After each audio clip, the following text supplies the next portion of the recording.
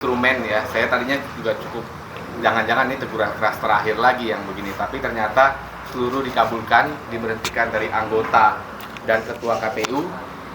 Tapi di sisi lain sebenarnya sedih juga, ternyata begini ya kekuasaan, utamanya kekuasaan di lembaga pemilihan umum ini dikelola. Kan tadi teman-teman membaca sendiri ya bagaimana ada metodologis menggunakan kekuasaan itu untuk nafsu pribadinya. Jadi antara puas dan sedih. Maria mungkin mau nambahkan atau Puspa. Oke, kalau dari saya mengapresiasi ya DKPP di sini menggunakan perspektif gender, perspektif perempuan dalam mengadili perkara ini ya. Meskipun bicara kode etik di situ tidak dijelaskan lebih lanjut, tapi di sini terlihat sekali kalau DKPP memang mempertimbangkan baik-baik posisi perempuan di sini sebagai korban. Ya. Kalau dilihat kan pasalnya banyak sekali tadi. Ya, yang dilanggar pasalnya banyak sekali. Saya lihat cukup progresif. Bahkan itu ada beberapa pasal yang mungkin kita sebenarnya tidak cantumkan ya. Ada pasal beberapa yang kita tidak cantumkan, tapi dicantumkan oleh DKPP. Demikian teman-teman. Mas, habis ini berarti lapor ke Mabes Polri Pidana one step closer. Gini persoalannya ya. Ini kan exhausting ya sebenarnya, emotionally draining untuk lapor ya. Sedangkan Cindra sendiri ini sebenarnya domisilinya nggak di sini. Dia antara itu one step closer itu dan dia ingin move on dengan hidupnya. Tapi nanti kita lihatlah situasi ya.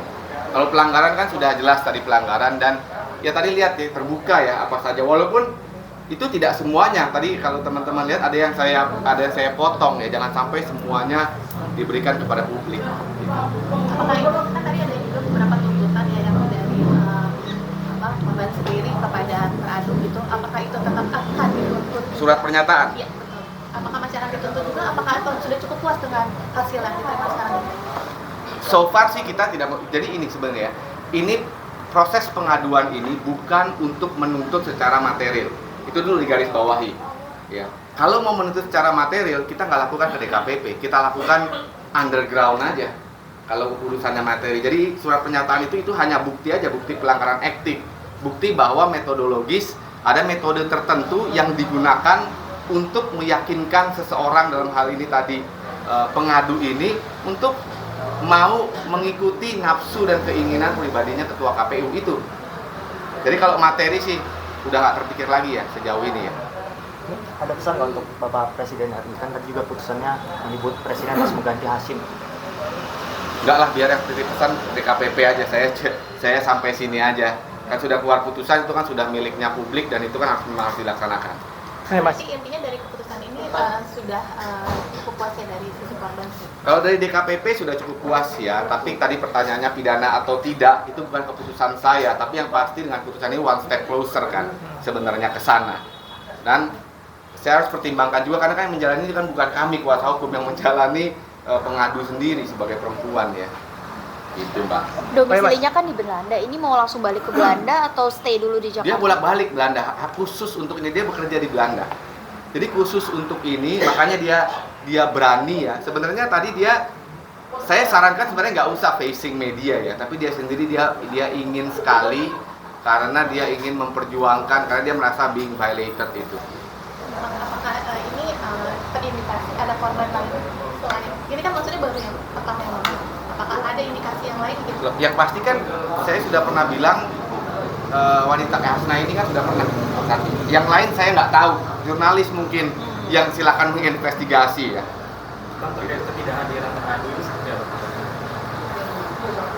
Ya, saya nggak tahu ya, mungkin saja kan dia sidang-sidang ini prediksi saya ya kan, sidang-sidang kan dia mungkin tahu, dia preparing for the worst outcome, yaitu hari ini kan. Kalau di sini putusannya kayak gini disergap teman-teman begini kan pasti nggak mengenakan ya, tapi saya hormatilah keputusannya tidak datang. Bang, tapi kalau dari jalannya persidangan dari kemarin sebetulnya kan ini kan tertutup, kita nggak tahu apa-apa juga terkait dengan bantahan dari Hasim segala macam itu, apakah yang itu bantahannya sangat tidak valid gitu? Bagaimana yang disampaikan Hasim sama persidangan beberapa kali?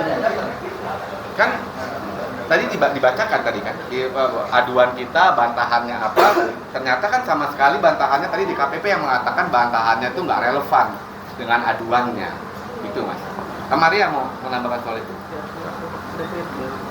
Udah ya Mas, satu lagi Mas. Yes. satu lagi, misal nanti dari pengadunya ini tidak mau lanjutkan ke pidana, itu dari pemerintah sendiri atau dari lembaga lain apakah bisa langsung dengan inisiatif sendiri untuk melanjutkan kasus ini ke ranah pidana, Mas? Atau mungkin dari pihak Mas berharap membuka laporannya bisa, tapi kan perlu keterangan kan, perlu keterangan dari korban. Nggak mungkin nggak ada keterangan dari korban, karena keterangan korban di Undang-Undang TPKS itu alat bukti utama loh. Ya, alat bukti utama. Ini persoalan harus bolak-balik, nanti menunggu, diperiksa gitu ya. Tapi nanti kita lihat lah, yang pasti tadi saya bilang one step closer. Mas tadi sempat tepuk tangan pengadu dan menangis ya Mas di ruang sidang setelah putusan dibacakan, benar ya Mas? Iya, karena Mbak sebagai perempuan gini ya, itu kan deg-degan sekali ya. Karena datang ke sini, kemudian ini kan goes public begini, itu kan luar biasa ya untuk keluarganya, teman-temannya, dan lain-lain lah. Jadi ada, kan dia didampingi juga sama psikolog tadi yang sebelah kiri ya. Jadi sudah pasti dia sangat tertekan sekali. Gitu. Sebenarnya tadi udah ada pendampingan psikolog, berarti sebenarnya secara mental udah siap untuk the worst itunya ya, hasil putusannya. The worst ini kan sebenarnya hasil putusan terbaik, berarti udah siap juga dengan the worst. Sudah siap, kita sudah siapkan, saya sudah jelaskan juga. Saya sudah jelaskan sebenarnya. Saya bahkan kami bilang sebenarnya nggak usah datang aja kalau the worst begitu. Tapi dia tetap mau datang. Sekarang itu misi hidupnya adalah mengejar keadilan buat dirinya. Gitu. Ya kita sebagai kuasa hukum membantu. Mas, kalau dari tadi kan bahas soal kesehatan fisik kan. Kalau secara mental sendiri adakah dari apa yang dilakukan Hashim ini menyebabkan kesehatan mental dari pengadu ini mengalami goncangan kah, atau ada diagnosa tertentu dari psikiater, psikolog? Pasti ada, tapi saya nggak bisa, itu kan rahasia ya soal record sendiri. Kan tadi sempat dikutip sedikit yang saya potong itu. Saya takutnya itu kemudian dijelaskan karena itu kan medical records ya. Pasti DKPP melihat itu dan makanya dia pikir oh ini udah dikabulkan seluruhnya, ya itu bayangan saya. Pasal yang ditambahkan DKPP apa itu? Pasal 19 ya. Pasal 19 tentang lagi sih, cuman pasal 19 itu nggak kita masukkan ya. Tapi intinya kan kita integritas, proporsionalitas, profesionalitas, dan tertib sosial. Cek siap Indonesia.